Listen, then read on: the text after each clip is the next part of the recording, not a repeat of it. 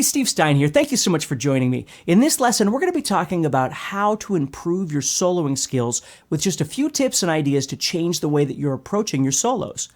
Now for this lesson, I'm going to be using the Positive Grid Spark amp. And if you want to grab the tone that I'm using, you can go out on the tone cloud if you own a Spark amp. It's called Steve Stine High Gain, and you can grab that among thousands of other tones, obviously. And if you haven't tried the Spark amp, this amp is super cool. You can plug right in and play it like a traditional amp. Now it's got onboard effects and knobs just like a traditional amp would, but when you connect it to the app, like I've got on my iPad over here, it takes you to a whole nother world of sounds that you can create. So definitely check it out, but for now, let's move on to the lesson. Now the first tip that I want to remind you is understanding that you might need to expand your fretboard knowledge. Now, let's say, for instance, you're learning how to play and you're working with pentatonic or diatonic, it doesn't matter, but you've learned a couple of different positions on the guitar, so you're kind of stuck maybe in one spot when you play. What I want to remind you is how important it is for you to be able to move out of that and actually start using more of your fretboard for two reasons. Number one, needless to say, it's much more creative for you, or at least it offers creative ability to move wherever you want. And the second thing that I always tell people is that there's a lot of different voicings across the guitar. You can play really low and get these sort of whispering sounds. You can play here where you're kind of talking to somebody. Move up here where you're singing. Or even move up here where you might be, it sounds like you're yelling, right? And all of that comes through the availability of being able to use more of your fretboard. The second thing I want you to think about is adding what I call vocal elements, which are things like bending, sliding, hammer-ons, pull-offs, vibrato, different kinds of things like that in your playing. And you might already be familiar with a lot of that, but really learning how to manipulate those can make a big difference on how musical your solos sound, right? So if I'm just going again back into A minor here, and using some slides or some hammer-ons and pull-offs,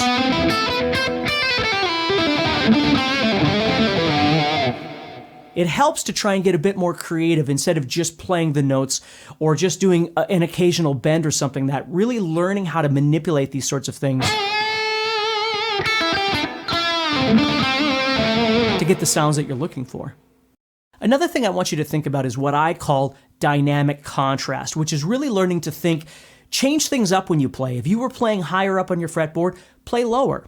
If you were playing a lot, play less, right? Or don't play at all. Stop playing for a little while.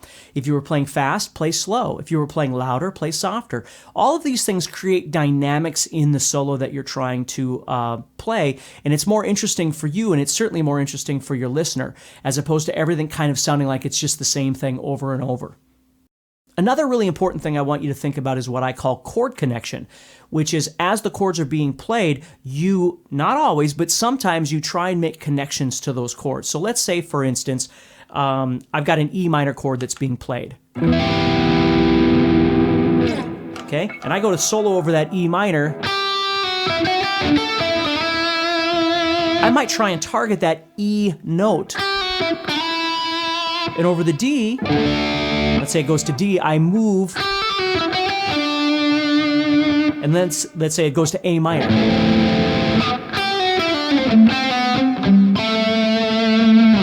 And then it goes back to E minor.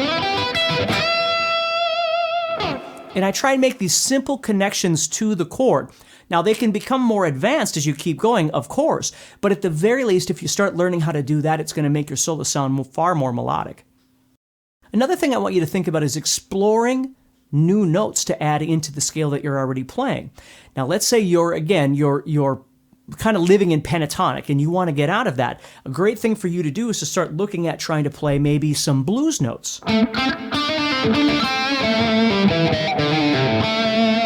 which I'm adding in the pentatonic right here, and it's octave right there. That's a really great note that you can add in to make things a little more interesting. Or you might add in a different note here. I'm going to add in what we often refer to as the ninth. Now again, don't really worry about that right now, but if I was playing pentatonic and I add in that note right up here, And there's the octave of it. It makes it sound a lot more melodic, the pentatonic scale.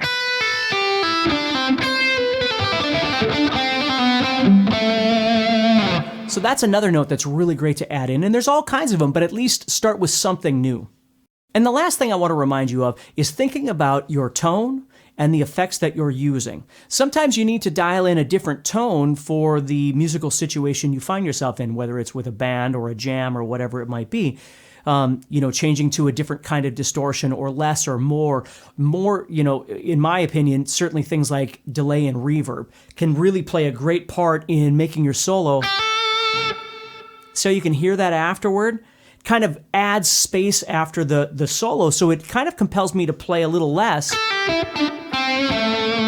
because I can stop, and that's going to fill some space, and then I can start playing again. So really learning to toy around those things is really important, and of course an amp like the Spark amp makes it really easy to do so. All right, so hopefully that helps you, gives you some different ideas of things that you could work on in your soloing. I'm always trying to explain to people it's small wins. It's not always these big leaps, just little things that you can do that can make a big difference in your playing. And if you'd like to learn more about the Spark amp, you can head over to positivegrid.com/spark and check it out. So take care, stay positive, and I'll talk to you soon.